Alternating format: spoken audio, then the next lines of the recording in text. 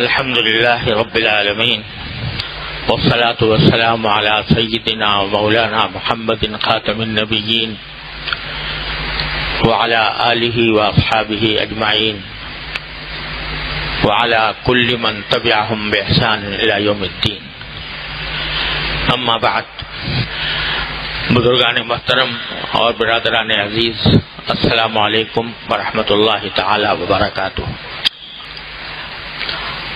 ذوالحجہ کا مہینہ، اس کا نام ذوالحجہ اس لیے ہے کہ اس مہینے میں اللہ جل جلالہ کی ایک عظیم عبادت یعنی حج کی عبادت انجام پاتی ہے، اور اس مہینے کو اللہ تبارک و تعالی نے کچھ ایسی عبادتوں کے ساتھ مخصوص فرمایا ہے جو اس مہینے کے سوا کسی اور موقع پر انجام نہیں دی جا سکتی.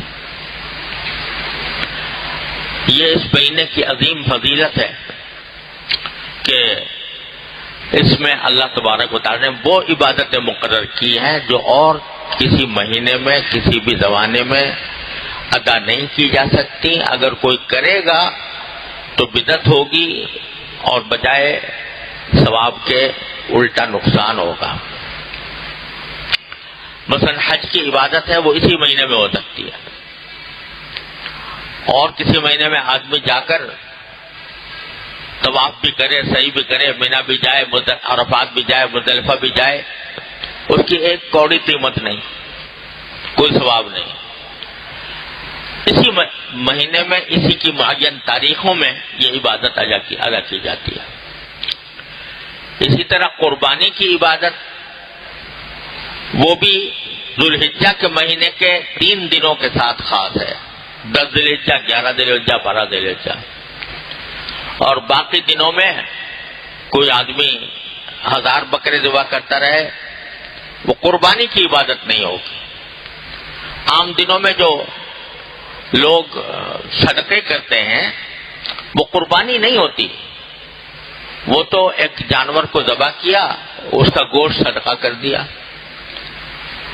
یہ جو تصور ہے کہ وہی کسی کے کوئی بیمار ہے تو بیماری کی حالت میں لوگ جو ہیں وہ بکرا قربان کر دیتے ہیں تاکہ اس کی صحت ہو جائے، اور دل میں یہ عقیدہ ہوتا ہے کہ اس کی جان کے بدلے یہ بکرے کی جان چلی جائے. یہ عقیدہ بالکل غلط ہے، اس کی شریعت میں کوئی اصل نہیں ہے. ہاں، صدقہ کوئی بھی ہو، چاہے وہ گوشت کا ہو، چاہے وہ نقدی کا ہو، زیورات کا ہو، کپڑوں کا ہو، وہ باعث ثواب ہے. اور یہ بھی حدیث میں آیا ہے کہ صدقہ بلائیں دور کرتا ہے. تو اس لحاظ سے آدمی گوشت صدقہ کر دیتا ہے، لیکن قربانی اس کو نہیں کہا جا سکتا، قربانی نہیں ہے. قربانی یہ ہے کہ اللہ کے نام پر، اللہ کے حکم کے تحت کسی جانور کو ذبح کیا جائے، کیونکہ اللہ کا حکم ہے. اور یہ قربانی جس وقت گلے پر چھری پھیری اللہ کے نام پر قربانی کی نیت سے، بس یہ عبادت ادا ہو گئی. اس کے بعد گوشت سے کوئی تعلق نہیں ہے. گوشت خود بھی کھاؤ، دوسروں کو بھی کھلاؤ، جو کچھ بھی کرو، لیکن قربانی ٹھیک اس وقت ادا ہو جاتی ہے جس وقت کہ آدمی جانور کو اللہ کے نام پر، اللہ کے حکم سے قربان کر دیتا ہے. یہ بات سوائے ذوالحجہ کے 3 دنوں کے اور کسی دن میں ادا نہیں کی جا سکتی. اسی طرح تکبیر تشریق ہے. تکبیر تشریق یعنی اللہ اکبر، اللہ اکبر، لا الہ الا اللہ، اللہ اکبر، اللہ اکبر وللہ الحمد. یہ صرف 4 دنوں میں نمازوں کے بعد بلند آواز سے کہنا واجب ہے. یہ صرف انہی دنوں کے ساتھ خاص ہے. اسی طرح لوگ سمجھتے ہیں کہ تکبیر تشریق یعنی اللہ اکبر، لا الہ الا اللہ، اللہ اکبر، اللہ اکبر وللہ الحمد، یہ صرف ایام تشریق میں ہوتے ہیں، یعنی عرفے کے دن صبح سے شروع ہوتی ہے اور ایام تشریق کے یعنی 13 ذوالحجہ کے اثر پر ختم ہوتی. لیکن یہ تو ہے واجب، لیکن حضرات صحابہ کرام رضی اللہ تعالی عنہم سے یہ منقول ہے کہ ان دنوں کے علاوہ بھی جب ذوالحجہ کا چاند دیکھتے تو ذوالحجہ کا چاند دیکھنے کے بعد جو 10 دن آنے والے ہیں ان تمام دنوں کے اندر اٹھتے بیٹھتے چلتے پھرتے یہ تکبیر پڑھا کرتے اللہ اکبر لا الہ الا اللہ اللہ اکبر وللہ الحمد. یہ اللہ تعالیٰ کی کبریائی کے نعرے لگانے کا دن ہے کہ ایام ہیں. لہذا ان دنوں کے اندر بلند آواز سے بھی آدمی مسجد سے نکلتے ہوئے مسجد میں داخل ہوتے ہوئے بازار میں چلتے ہوئے اٹھتے بیٹھتے گھر میں یہ الفاظ اللہ اکبر لا الہ الا اللہ اللہ اکبر وللہ الحمد یہ کہتا رہے. حدیث میں آتا ہے کہ حضرت عبداللہ بن عمر رضی اللہ تعالیٰ عنہ بازار میں نکلتے تھے، یعنی ایام تشریق، وہ جو تکبیر تشریق ہے اس کے علاوہ بات کر رہا ہوں، یکم ذی الحجہ سے لے کر 9 ذی الحجہ تک بازار میں نکلتے تھے، بلند آواز سے تکبیر کہتے تھے اللہ اکبر لا الہ الا اللہ اللہ اکبر وللہ الحمد. تو پورا بازار تکبیر سے گونج جایا کرتا تھا. چلتے پھرتے لوگ یہ تکبیر کہا کرتے تھے. تو یہ جو اب آنے والے ایام ہیں، پہلی ذی الحجہ سے لے کر 9 ذی الحجہ تک، اس میں تکبیر تشریق واجب تو نہیں ہے، نمازوں کے بعد بھی واجب نہیں ہے، لیکن ویسے ہی کثرت کے ساتھ تکبیر کہنا یہ صحابہ کرام کی سنت ہے. اور یہ ایسی سنت ہے جو آج کل متروک ہوتی جا رہی ہے، جو عام طور سے لوگ دھیان نہیں کرتے، ان دنوں میں نہیں کہتے، تو ان دنوں کے اندر بھی کہنا چاہیے. اور یہ جو عشرہ آ رہا ہے ذو الحجہ کا، یکم سے لے کر 9 بلکہ 10 تاریخ تک، یہ عشرہ ذی الحجہ بھی اللہ تبارک و تعالی نے اس کو ایک خاص فضیلت عطا فرمائی. اور ایک حدیث میں رسول کریم سرور عالم صلی اللہ علیہ وسلم کا یہ ارشاد ہے کہ رمضان کے علاوہ اللہ تعالیٰ کو کسی بھی دن میں اپنی عبادت اتنی زیادہ محبوب نہیں ہے جتنی ذوالحجہ کے 10 دنوں میں. ہر عبادت، کوئی بھی عبادت ہو، نماز ہو، ذکر ہو، نفلیں ہوں، تلاوت قرآن ہو، اور وہ عبادتیں جن کا تعلق حقوق العباد سے ہوتا ہے، کسی کی بیمار پرسی ہے، کسی کو کی کوئی مدد کر دینا ہے، یہ سب عبادتیں ہیں.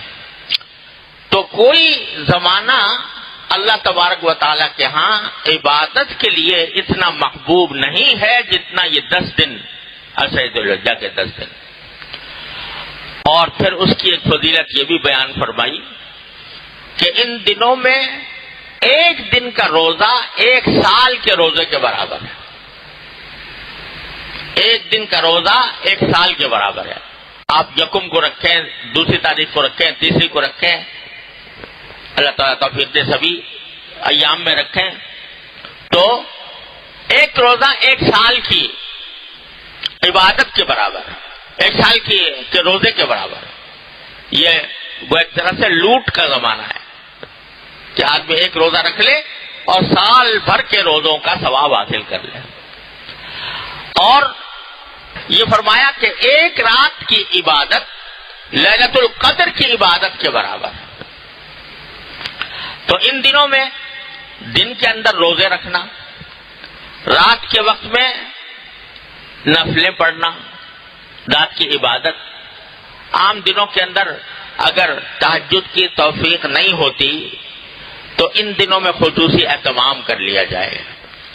اور خصوصی اہتمام کا اصل طریقہ تو یہ ہے کہ آدمی تہجد کا اصل طریقہ یہ ہے کہ آدمی آخر شب میں اٹھے فجر سے پہلے، اور جتنی رکعتیں پڑھ سکے، بہتر یہ ہے کہ کم از کم 8 رکعتیں ہوں. 8 رکعتیں تہجد کی نیت سے آدمی پڑھے تو یہ ایسا ہوگا جیسے کہ لیلۃ القدر میں تہجد پڑھا. اور اگر کسی کو آخری شب میں اٹھنے میں کوئی عذر ہے یا دشواری ہے تو اللہ تعالیٰ نے یہ سہولت بھی رکھی ہے کہ اگر عشاء کی نماز کے بعد عشاء کا فرض ادا کر لیا، 4 فرض، 2 سنتیں پڑھ لی، وتر سے پہلے کچھ رکعتیں رات کی نماز کی نیت سے، صلاۃ اللیل کی نیت سے آدمی پڑھ لے. 4 پڑھ لے، 6 پڑھ لے، 8 پڑھ لے، 12 تک پڑھ سکتا ہے. تو اگر عشاء میں بھی آدمی وتر سے پہلے 6 رکعتیں 8 رکعتیں پڑھ لے تو یہ ایسا ہے جیسا کہ لیلۃ القدر کے اندر آدمی صلاۃ اللیل پڑھے. تو اس میں اللہ تبارک و تعالی نے اتنا اجر رکھا ہے.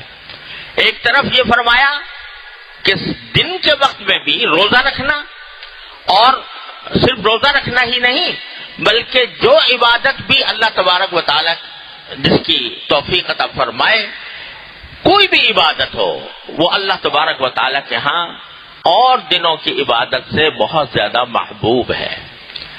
لہذا ذوالحجہ کا مہینہ صرف قربانی اور قربانی کا گوشت کھانے کے لیے نہیں ہے، یہ اللہ تبارک و تعالی کی عبادت کے خصوصی ایام ہیں. جیسے کہ رمضان کو اللہ تبارک و تعالی نے ایسا مہینہ بنایا ہے کہ اس میں انسان عبادت زیادہ سے زیادہ کرتا ہے اور کرنے کی کوشش کرتا ہے، اور اس کی عبادت پر اس کو اجر بھی بہت بڑا ملتا ہے.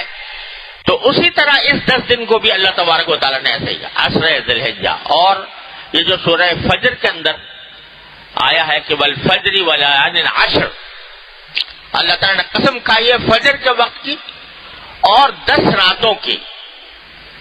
تو 10 راتوں سے مراد اکثر مفسرین یہ کہتے ہیں کہ یہ ذوالحجہ کی 10 راتیں ہیں. تو ان کا استقبال کرنا چاہیے. اور یہ جو مختلف اوقات میں اللہ تبارک و تعالی نے مختلف دنوں میں راتوں میں جو فضیلتیں رکھ دی ہیں، اس کا اصل منشا یہ ہے کہ ہم بار بار جب دنیا کے کاموں میں مصروف ہوتے ہیں، اگرچہ وہ جائز ہوں حلال ہوں، لیکن جب اس میں مصروف ہوتے ہیں تو ہمارا ذہن اور دل و دماغ جو ہے وہ اللہ تبارک و تعالیٰ سے، اللہ تعالیٰ کے سامنے پیش ہونے سے، یوم آخرت سے، اس سے غفلت میں پڑ جاتا ہے اور دنیا کے کاموں میں دل و دماغ الجھا رہتا ہے. تو اللہ تبارک و تعالیٰ نے وقفے وقفے سے یہ کچھ ایام، کچھ راتیں ایسی بنائی ہیں کہ اس میں آدمی کو خاص طور پر متوجہ، ان دنوں میں آ جاؤ، اور دنوں میں غفلت سے وقت گزار رہے ہو تو ان دنوں میں آ جاؤ، اور ان دنوں میں آ کر مجھے میری عبادت میں مصروف ہو جاؤ، مجھ سے تعلق قائم کرو. اس سے تمہارے دلوں میں اللہ جل جلالہ کی عظمت، اس کی محبت، اس میں اضافہ ہوگا. اور اللہ تعالیٰ کے ساتھ تعلق ہی در حقیقت سارے صلاح و فلاح کا دار و مدار ہے. جتنا اللہ تعالیٰ سے تعلق بڑھے گا، اللہ تعالیٰ کی محبت میں اضافہ ہوگا، اتنا ہی انسان کی دنیا و آخرت بہتر ہوگی. اس واسطے وقفے وقفے سے اللہ تعالیٰ، آج فلاں دن آ گیا، آج شب برات آ گئی، آج محرم کا عاشورہ آ گیا، آج ذوالحجہ کا عشرہ آ گیا. یہ مختلف اوقات میں اللہ تبارک و تعالیٰ بندوں کو کھینچ کھینچ کر بلاتے ہیں کہ آؤ میرے پاس، اور غفلت میں جو تم وقت گزار رہے ہو اس غفلت کو دور کرو. تو یہ دن اس کام کے لیے ہیں کہ اللہ تبارک و تعالیٰ کی طرف زیادہ سے زیادہ توجہ ہو، اس کے اندر زیادہ سے زیادہ عبادت کرنے کی انسان فکر کرے، صدقہ خیرات کرے، اللہ تبارک و تعالیٰ کے حضور حاضر ہو کر نفلیں ادا کرے، تلاوت قرآن کرے، ذکر کرے، اور راتوں کو کچھ حصہ راتوں کا وہ اللہ تعالیٰ کی عبادت میں صرف کرے. اللہ تبارک و تعالیٰ مجھے آپ کو اس کی توفیق عطا فرمائے. یہ بڑے غنیمت مواقع ہوتے ہیں، پتہ نہیں پھر زندگی میں آتے ہیں کہ نہیں آتے. آئیں گے یہ نہیں آئیں گے. جو وقت مل رہا ہے اس کو غنیمت سمجھنا چاہیے. تو اب 2 دن باقی ہیں اور میں اس وقت اس لیے عرض کر رہا ہوں کہ انشاءاللہ امید ہے کہ یا تو اتوار کی شام کو یا پیر کی شام کو انشاءاللہ یہ عشرہ شروع ہو جائے گا. تو آدمی ذہنی طور پر پہلے سے تیار ہو اور اپنی مشغولیات کو اس طرح مرتب کرے کہ اس میں اس کو زیادہ سے زیادہ وقت اللہ تعالیٰ کے حضور حاضر ہونے کا مل جائے اور اللہ تعالیٰ کی عبادت کرنے کی توفیق ہو جائے. اللہ تعالیٰ اپنے فضل و کرم سے اپنی رحمت سے مجھے آپ کو سب کو اس کی توفیق عطا فرمائے. وآخر دعوانا الحمدللہ رب العالمین.